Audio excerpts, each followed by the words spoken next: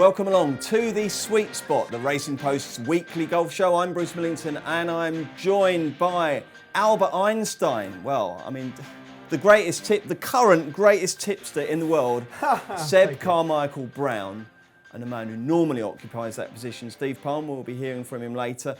We're going to be boasting like mad because last week, Seb, well, it's just one of the most incredible tipping performances I've ever seen. It really was fantastic. That will form a big part of our review of last week with the Arnold Palmer Invitational. The Albert Einstein Invitational. I was about to say, yeah, exactly. Renamed it. And also what happened in Qatar, which was less successful from a tipping point of view, so we won't be spending too long on that, but we do have to start with last week's Arnold Palmer Invitational, in which Seb had 4 selections. We don't care that Stenson blew out. No, that doesn't matter because he had the 50-1 winner in Tyrell Hatton, the 40-1 second in Leishman, and the 16-1 fourth in Bryson DeChambeAU. To top that up, Steve Palmer's headliner was Sun Jae-im, who was third at 25-1. So if you watched last week and you heeded our advice and you bet, hopefully you did well. It was a fantastic performance, Seb. Well played, my friend. I hope you had a few bets yourself. Thankfully I did.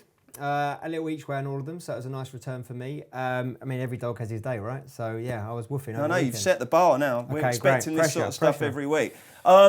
Just in terms of the actual mechanics of the final day, I mean, Hatton held it together really well, but there was a point midway through the back nine where it looked like he was sort of erupting and that famous temper was going to get the better of him, but he pulled it back together. I mean, the shot was that he hit that awful tee shot that was short and in the deep stuff at the par 4. And he wafted one onto the green and made 4 there. That was absolutely brilliant, wasn't it? But well, at no point did he look scared. And even when he hit the ball in the water, hit a few errant shots immediately after that, dropping shots left, right and centre. I'm guessing he and his caddy had a look on the leaderboard and they saw that everyone else was doing the same thing. But this man played to win.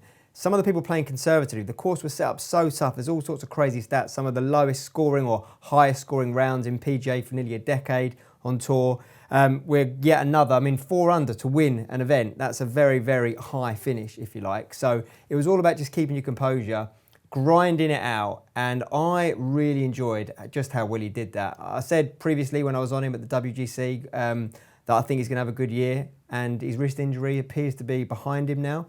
Nothing's holding back now. Fantastic. Well, it was a really great shout, and Hatton obviously is going to be a big player in the Players' Championship, which we will look at shortly. A quick word about the Qatar Masters, in which Jorge Campillo blew a 3-shot lead later on, fell back into a share of the lead after 72 holes with David Drysdale. And then they went on a massive birdie spree on the extra hole, and in the end, Campillo got the job done. They would have all been big prices. That was very much one for the bookies, that tournament, wasn't it? Yeah, absolutely. They'd have been loving that one, absolutely. And, this week we're going to talk on next. I can see being a bit of a bookie's favourite as well. Very, very tough one to predict the winner of the Players. So I'm interested to get what Steve's thoughts are on this. OK, well, let's get Steve's thoughts first on the Arnold Palmer.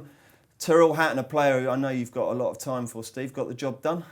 Yeah, not a big fan of Hatton. I don't really rate him highly as a player.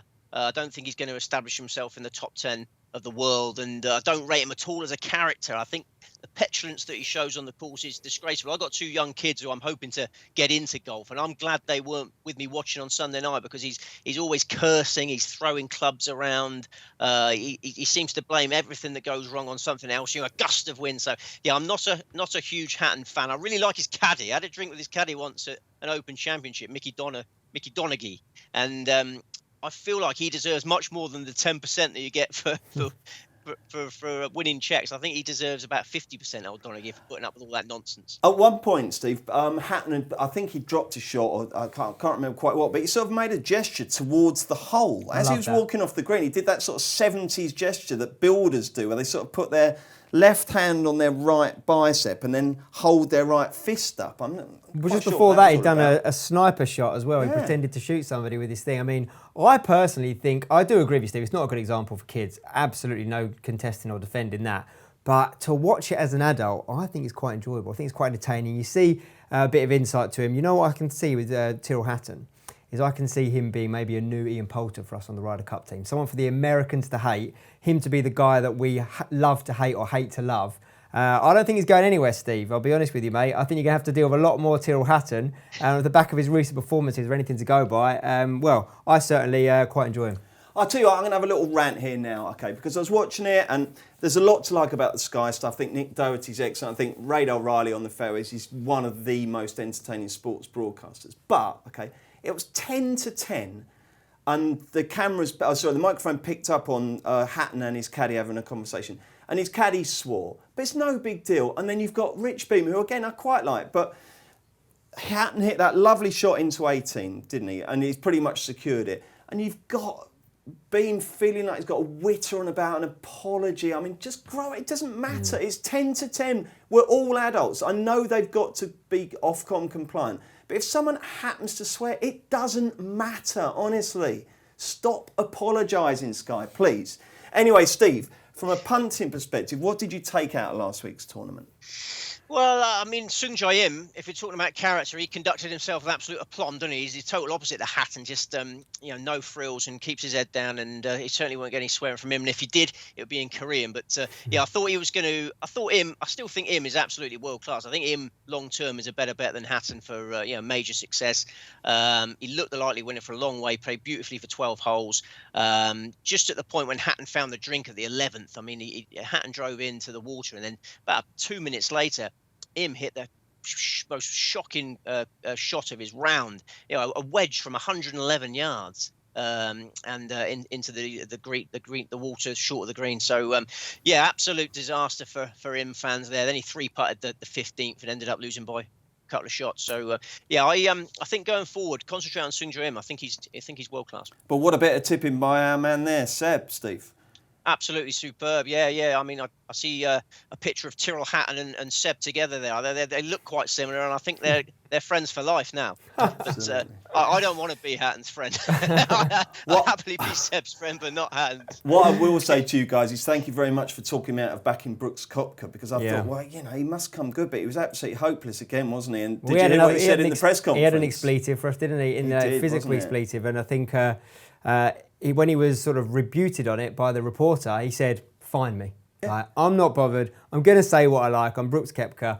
I mean, he had an 81, but there was a lot of people shooting in the 80s or high 70s this week. And you can maybe not take too much into it. He did play very, very tough. And in the first 2 rounds, you could get the wrong side of the draw, especially in that second round. And I think that happened to one of the guys I'm going to maybe talk about for this week. But yeah, pretty tough one. It was interesting to see. A lot of people were thinking, when is the week to back Brooks again? I think you've got to wait a little bit longer. Won't be for a while. Not for Certainly me. Won't be for a while. Well, last week belonged to Tyrell Hatton and to Seb Carmichael-Brown.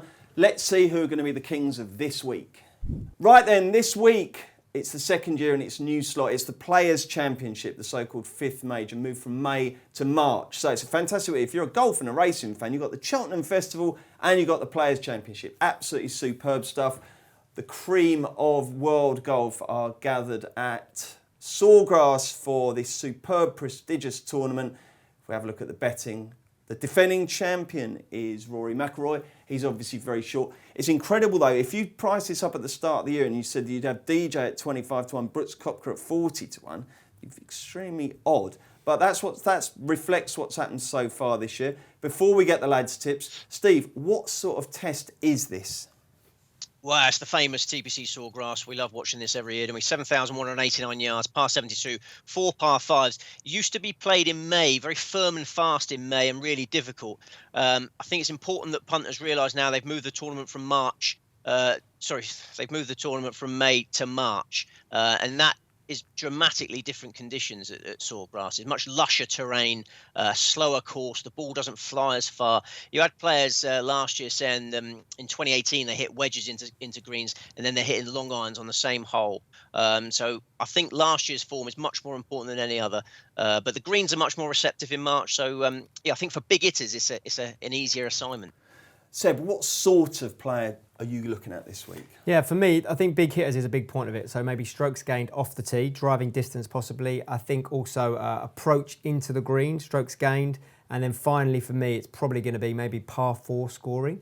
I think people who get it out there and play well on the fours could be quite big. So they're the main stats I've looked at. Okay, well, you are the man in form, so we'll go with you first for your Okay. main selection. Okay. Drum roll here. Yeah, well, so my main selection is Webb Simpson. Webb Simpson is the first in the field for par 4 scoring.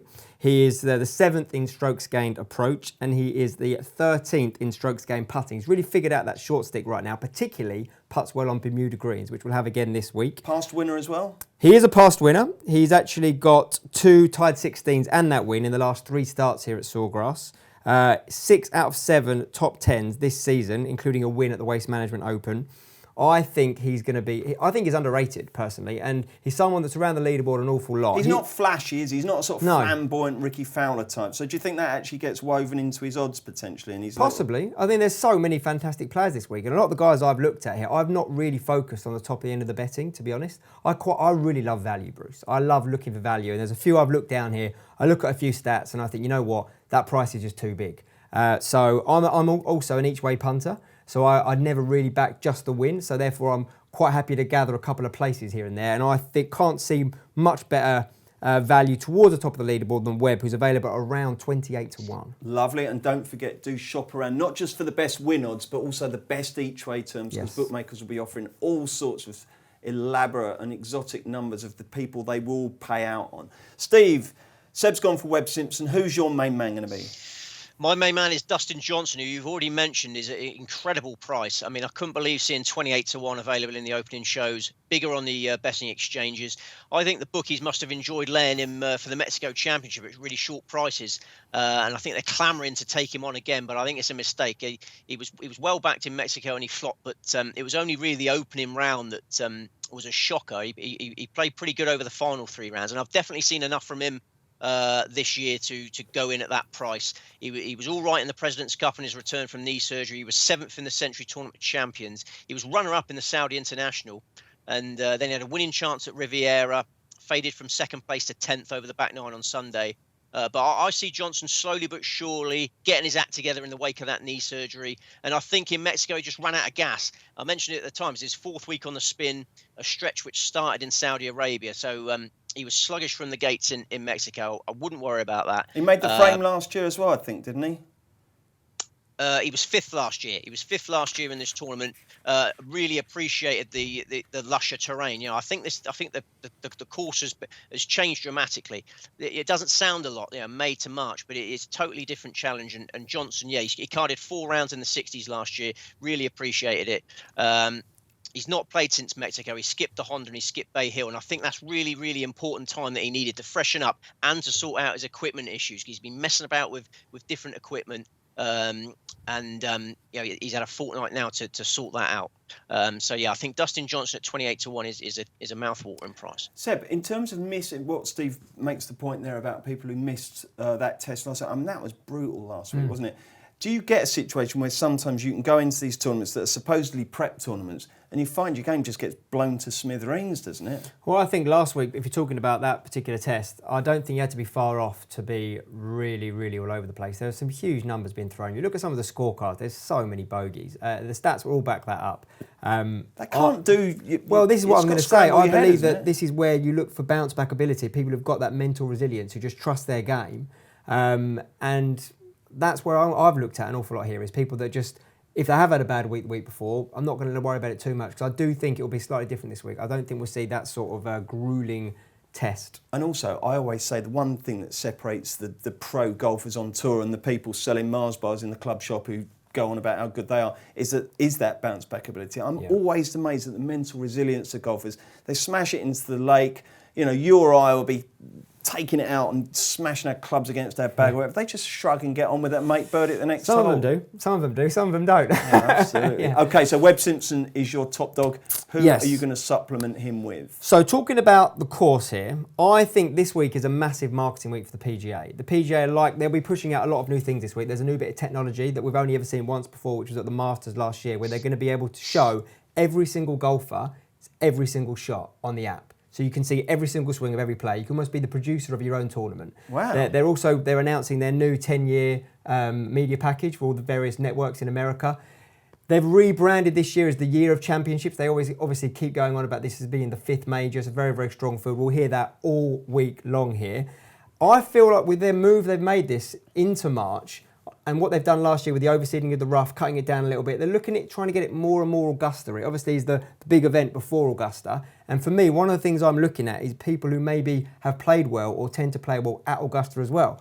There you go then. My second pick is Bryson DeChambeau. I've been on him twice this year, 2 places for me. I think a win is only around the corner. He's got mediocre form here, which I think helps his price a little bit, but he's on absolute fire right now. He actually his back 9 was phenomenal last week at Bay Hill to fly through the ranks. The shot hit into 18 took so much guts. The mad scientist has bulked up. He's strong. He leads in driving distance, 4th in strokes gained total, 3rd in strokes gained off the tee. It's a very, very solid combination of it, all those together. He's got 4 top 5s already this season. A win is definitely coming. I actually really fancy him for Augusta, so I might be having a look to get on him before his price drops any further. He's definitely going to win soon, so I'm on him once again. Okay, Steve, who's your second tip? My next best is Xander Schauffele, who's a big occasion player. 5 top 6 finishes in majors in just 11 starts. Relishes difficult layouts like this. When he made an incredible Players' Championship debut in 2018, he finished 2nd to Webb Simpson. Missed the cut by a shot last year. Not overly concerned by that. He had a half-hour wobble last year where he made back-to-back double bogeys at the 4th and 5th in round 2. Generally pretty solid. I just feel a significant victory is coming for Schauffele. He was 2nd in the Masters last year, 3rd in the US Open, 2nd in the Tour Championship, 2nd in the WGC HSBC Champions, and at the start of this year, 2nd in the Century Tournament Champions. He's been coming close in top-class events. I think this could be the week he gets back to winning ways. He putted really well at Bay Hill last week, so if he gets a chance this time, I think he'll take it. How many more tips have you got? Spin through them for us, I've got 3 more. Go on, starting off with, we talked about bounce-back ability. It's got to be the man, Tommy Fleetwood. I think he's far too good a player to not bounce back. He actually ended the longest cuts made streak on the PGA Tour when he missed the cut last week. He had 33 cuts made in a row. Little refreshment. He's an absolute cut-making machine. I expect him to fully bounce back this week. I think he wants to stick it to people like Azinger who doubts him and can win a PGA Tour event. And there's no bigger normal PGA Tour event than this one, the PGA Championships.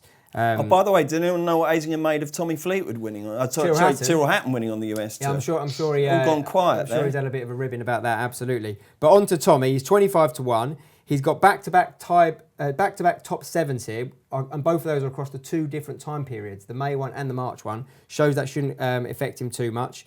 He has 4 top 3 finishes across the PGA and the European Tour combined this season. I think last week's miscut has helped his price a little bit. I think he'd have been a bit shorter going into that. He's the 5th in strokes gained off the tee last week. So despite missing that cut, he's actually hitting the drive pretty well. And that's something he traditionally does. So whatever the course setup will be, it should suit him here. He actually has the lowest scoring average of any player in the last 10 years at Sawgrass, where they've played at least 12 rounds. That is 70.17. So for me, this is the week that Tommy Fleetwood bites back, not just bounces back. So I'll be on him. Very good. And you've got a couple more for us? Yeah, so this one is pure. The next 2 are purely on value. Sergio Garcia, talking about all records at Sawgrass here. Sergio Garcia is the all-time money list leader at this event. He's won over $5 million here.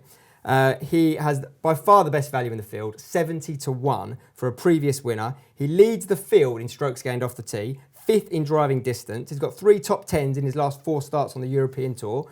With the other being a tied for 23. Not so great on the PGA Tour, 2 tied 37s, 7 out of 7 cuts made here at Sawgrass. In a course where anything can happen, being in the mix come Sunday could be very, very valuable. At that price for an each way, I mean, he won it in 2008, as I said. He's had a couple of other podium finishes as well since then.